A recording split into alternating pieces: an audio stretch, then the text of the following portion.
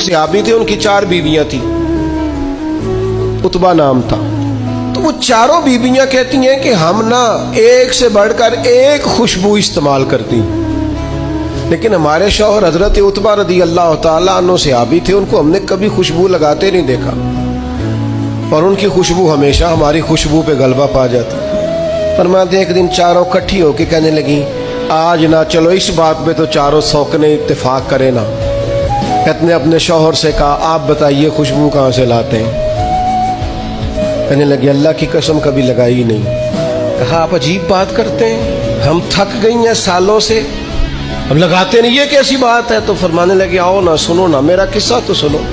कहा, मतलब क्या है? तो हजरत उतबा फरमाने लगे, मेरी कमर पर बन गए थे दाने, उनमें होता था दर्द, तकलीफ, आजमाइश, जलन, मैं तकलीफ में था।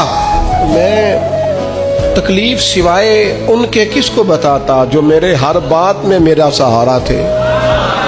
मैं सीधा चला गया दरवाज़े रसूल पे, रो के अर्ज की, हुजूर ये दर्द है, सोने नहीं देता। तो कहते करीम ने फरमाया, तू कुर्ता ऊपर करना।